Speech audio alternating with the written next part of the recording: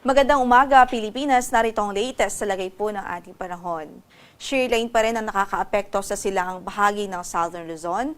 Samantalang sa natitirang bahagi ng Luzon ay amihan pa rin ang nakakaapekto at nagdudulot pa rin ito ng maulang panahon sa malaking bahagi ng bansa o sa malaking bahagi ng Luzon at malamig na panahon sa malaking bahagi ng ating landmass. Samantalang yung easterlies nakakaapekto din sa natitirang bahagi ng ating bansa. Itong mga weather systems na ito ay nagdudulot po ng mga pag-ulan sa iba't ibang bahagi po ng ating kalupaan.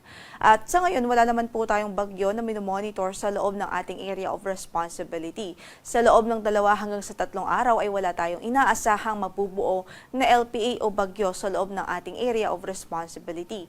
Gayunpaman, patuloy na magantabay sa magiging update ho ng pag-asa sakaling magkaroon ho ng significant changes. Samantala sa pagtayo ng ating panahon, magiging maulap pa rin ang papawurin at mataas pa rin ang tsansa ng halos maghapon na mga light to moderate rains o katamtaman hanggang sa kuminsan ay malakas na mga pag-ulan dito po sa Bicol Region at Northern Samar. Yan ay dulot po ng shear line. Ito po yung salubungan ng hangin from the northeast at yung hangin po nang galing sa silangang bahagi ng bansa. Samantala dahil naman sa amihan, magdudulot din ng maulap na papawurin at mga pag-ulan dito po sa Aurora, Quezon Province, sa Bulacan, Laguna at maging sa Rizal Province. So sa mga kababayan natin dyan, huwag kong kalimutang magdala ng payong bilang mga pananggalang sa ulan. Samantala yung amihan din, patuloy magdudulot ng mahihinang pag-ulan. Maulap na papawurin at mahihinang pag-ulan sa Cagayan Valley, Cordillera Administrative Region, maging dito po sa Kamaynilaan, at dito po sa natitirang bahagi pa ng Calabarzon area o Calabarzon region. Asahan natin ang maulap na papawurin at may tsansa po ng mahihinang pag-ulan anytime of the day. Kaya't kung saan man ang lakad natin sa araw na ito, huwag hong kalimutang magdala ng mga pananggalang sa ulan. Samantala sa Ilocos region at natitirang bahagi ng Central Luzon, asahan natin ang bahagyang maulap hanggang sa maulap na papawurin at tsansa lamang ho ng isolated o pulupulong mahihinang mga pag-ulan dahil naman sa amihan. Sapat tayo ng ating temperatura sa Metro Manila 23 to 29, 14 to 21 sa Baguio City, 22 to 29 sa Lawag, 19 to 26 sa Tugigaraw, 23 to 29 sa Legazpi City at 21 to 27 degrees Celsius naman po sa Tagaytay. So malamig pa rin lalong-lalo na po sa mga highlands o sa uplands kung saan ay inaasahan natin ang patuloy na pagbaba ng temperatura sa mga susunod na araw.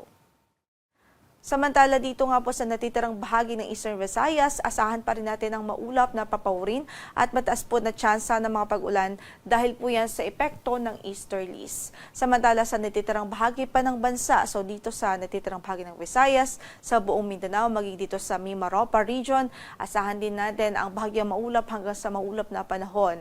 Ibig sabihin generally ay fair weather naman po, liban sa mga daglian at mga isolated na cases ng dagliang pag-ulan o mga localized thunderstorms. Usually naglalas po yan from 5 minutes up to 1 hour.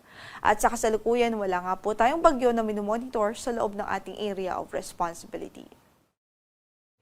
Kaugnay dyan, meron pa rin po tayong gale warning na nakataas ngayon sa ilang bahagi po ng ating baybaying dagat. Is particular ho dito sa Ilocos Norte at ilang bahagi ng Ilocos Sur.